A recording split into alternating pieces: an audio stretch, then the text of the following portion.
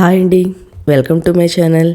ఈరోజు వీడియోలో 2024 సంవత్సరంలో జూన్ 25న మనకి అరుదుగా వచ్చే అంగారక సంకటహర చతుర్థి ఉంది కదండి. మానవుల కష్టాల నుండి గట్టెంకించేదే సంకటహర చతుర్థి వ్రతం. గణపతికి అత్యంత ప్రీతిపాత్రమైన తిథుల్లో చవితి తిథి అండి. ప్రతి నెల పౌర్ణమి తర్వాత వచ్చే చతుర్థి తిథినే సంకటహర చతుర్థి లేదా సంకష్టహర చతుర్థి అంటారు.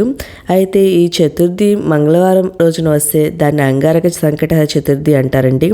ఇలా చాలా చాలా విశేషమైనదండి ఇలా రావడం. మనకి ఈ నెల జూన్ 25న మంగళవారం అంగారక సంకటహర చతుర్థి ఉందండి. ఈ రోజున మనం స్వామివారికి ముడుపు కట్టుకొని పూజ చేసుకుంటే చాలా మంచిదండి. ఎంతటి కష్టాలున్నా సరే, ఎంతటి తీరని కోరికలైనా సరే స్వామివారికి ముడుపు కట్టుకొని పూజ అనేది చేసుకుంటే మనకు ఉన్న అన్ని కష్టాలు తీరిపోతాయి, అన్నిటిలో విజయం చేకూరుతుందండి. నేను ఆల్రెడీ మన ఛానల్లో పూజ ఎలా చేసుకోవాలి, స్వామివారికి పీఠం, నామం, టైము వాటి వీడియోలు అయితే పోస్ట్ చేశాయండి. ఇంట్రెస్ట్ ఉన్న వాళ్ళు వాటిని ఒకసారి విజిట్ చేసి చూడండి. నేను ఇప్పుడు స్వామివారికి ముడుపు ఎలా కట్టుకోవాలో నేను ఇప్పుడు తెలియజేస్తానండి. ముందుగా ఒక ఎర్రటి వస్త్రాన్ని కానీ ఎల్లోని కానీ బ్లౌజ్ పీస్ని తీసుకోవాలి.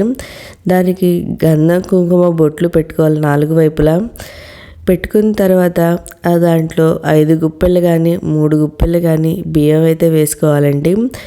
దాంట్లో 2 తమలపాకులు, 2 వక్కలు, 2 ఖర్జూరాలు వేసుకొని అందులో దక్షిణగా 11 రూపాయలు కానీ 21 రూపాయలు కానీ 51 రూపాయలు కానీ 101 రూపాయి కానీ ఇలా పెట్టుకొని ముడుపు కట్టుకోవాలండి.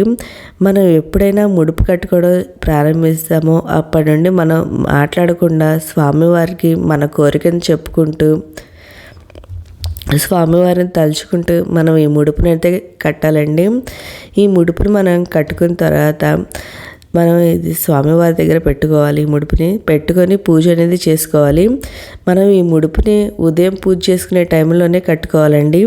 మనం పూజ అనేది రేపు అంటే 25వ తేదీన ఉదయం తెల్లవారుజామున 4:42 నుండి 8-7 లోపు పూజ చేసుకొని ముడుపు కట్టుకోవాలి. ఆ టైం కుదిరిన వాళ్ళు 10:30 నుండి 12 లోపు ముడుపు కట్టుకొని పూజ అనేది చేసుకోవాలి. తర్వాత సాయంత్రం ఈ ముడుపుననేది తీసి స్వామివారి దగ్గర నుండి తీసి అందులోని బియ్యాన్ని ప్రసాదంగా చేయాలి. అంటే కుడుములు కానీ బెల్లపన్నం కానీ ఇలా ప్రసాదంగా చేసుకోవాలి. అది దక్షిణ ఉంటుంది కదండి, అది గుళ్ళో హుండీలు అనేది వేయాలి. తర్వాత దాంట్లో ఉన్న ఖర్జూరాలు ఉంటాయి కదండి, అవి మనం తినేయాలి.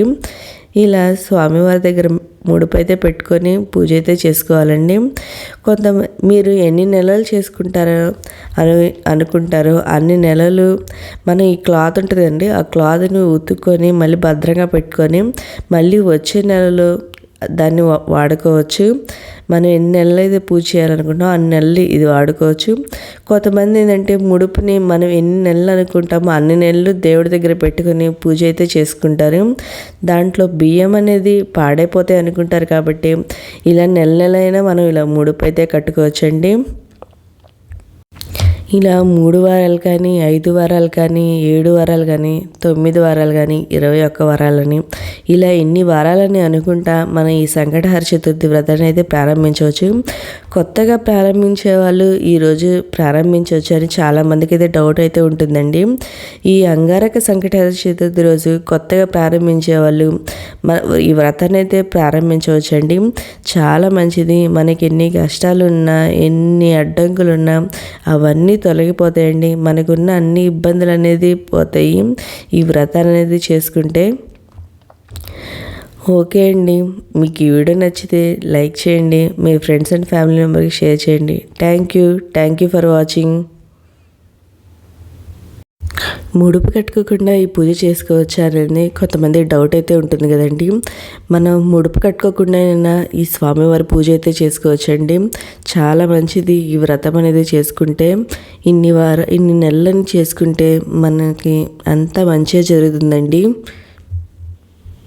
ఒకవేళ ఈ వ్రతం స్టార్ట్ చేశాక ఈ నెలని ఒక లేడీస్ కొంతమంది మధ్యలో అడ్డంకులు అవి వస్తాయి కదండి, అప్పుడు ఏం చేయాలని కొంతమందికి డౌట్ అయితే ఉంటుంది. ఆ నెల వదిలేసి నెక్స్ట్ మంత్ మళ్ళీ స్టార్ట్ చేయండి, అంటే అది కూడా కౌంట్లోకి వస్తుంది. ఈ నెలని ఉంటుంది కదా, నెక్స్ట్ లేదా మీ ఇంట్లో వాళ్ళ చేతని ఈ వ్రతాన్ని అయితే చేయించవచ్చండి, లేదా నెక్స్ట్ మంత్ అయినా అలా చేయొచ్చు, చాలా మంచిది. ఓకే, నేనైతే ఇక్కడ ముడుపులోని బియ్యంతో బెల్లపన్నం అయితే చేసుకున్నాను అండి. చేసుకుని స్వామివారికి నైవేద్యంగా పెట్టాను. ఒకవేళ మీరు ఎక్కువగా నైవేద్యం చేయాలనుకుంటే విడిగా బియ్యం యాడ్ చేయాలని డౌట్ అయితే ఉంటుందండి. కొన్ని బియ్యం అయితే యాడ్ చేసుకొని ఇదైతే చేసుకోవచ్చండి, ప్రసాదంగా చేసుకొని స్వామివారికి పెట్టవచ్చు. కొంతమంది ఉడుములు, అది ఉండ్రాళ్ళు, కుడుములు అవన్నీ పెడతా ఉంటారు స్వామివారికి చేసి ఈ బియ్యంతోనే. కుదిరితే మీరు చేసుకోండి, లేకపోతే ఇలా బెల్లపన్నాన్ని చేసుకొని స్వామివారికి నైవేద్యంగా పెట్టండి, చాలా మంచిది.